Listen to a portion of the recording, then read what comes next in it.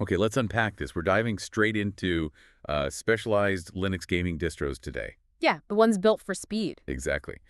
Our mission is comparing the two big ones, Nobara and CachyOS. Trying to figure out which one gives you, the listener, the best frame rates and the least hassle. Right, the stable dream versus the turbocharged toy, as some call them. We looked at the Vertex Vision performance stuff, the benchmark. So let's Yeah. cut to it.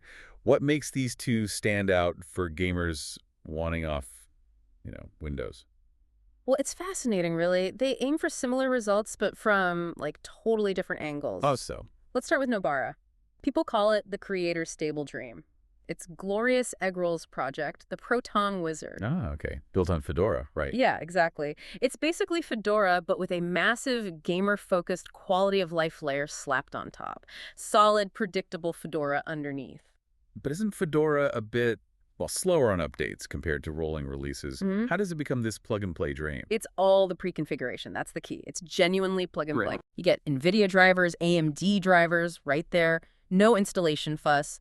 OBS tweaks are baked in if you stream. Okay, that's useful. And codecs, Pipewire for audio. Hmm? It just works. Pipewire's huge, solves those old, annoying Linux audio conflicts. Right. No more fighting with Pulse Audio or ALSA, Hopefully. hopefully. And crucially, it has Proton Polish. Proton Polish. What's that? Means shader caches are often handled better, maybe pre-compiled sometimes. Fewer stutters when you first launch a game. Smoother API integration. So it feels smoother, even if the FPS number isn't always higher. Exactly.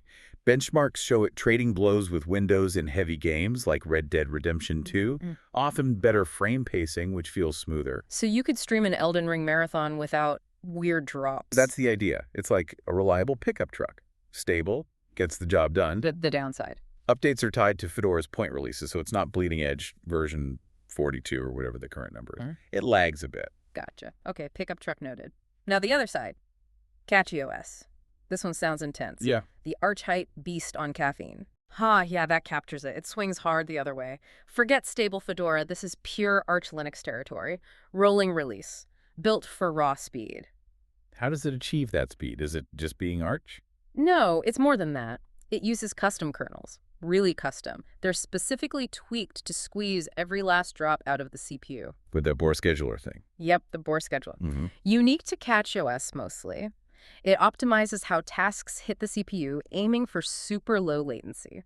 That's its secret weapon in CPU-heavy games. And there was something about by 86, 64, V3, and V4. Sounds technical. It is a bit. Basically means it's using newer, more efficient instructions built into modern CPUs, things your processor can do faster if the software asks correctly. So real-world benefit for you, the gamer. Potentially, yeah, like 5, maybe 10% higher FPS in games, really hammered by the CPU. Think Borderlands 3. Okay, that's But noticeable. it's fast in synthetic tests too, like Phoronix benchmarks, and apparently the handheld version is great on things like the Legion Go, uses game cope tweaks well. But there's always a but with bleeding edge, isn't there? Always. That speed comes at a price. Stability varies. Uh-oh. What kind of issues? You hear about Plasma desktop crashes sometimes. NVIDIA drivers can be quirky after updates.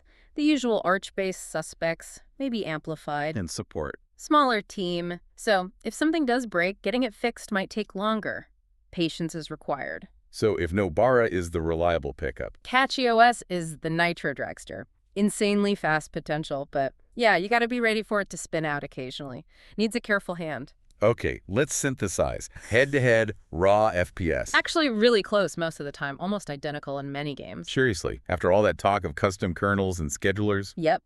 CachyOS might edge out slightly in those pure CPU tasks because of Bohr, maybe, but Nobara often wins on that overall smoothness, the Proton Polish.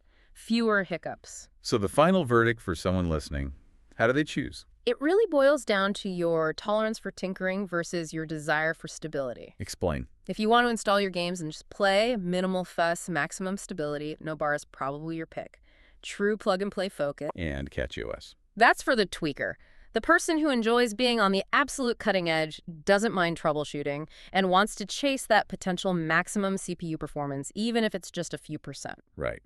The tweak addicted, living on the edge. Pretty much sums it up. Okay, so here's the final thought for you to chew on.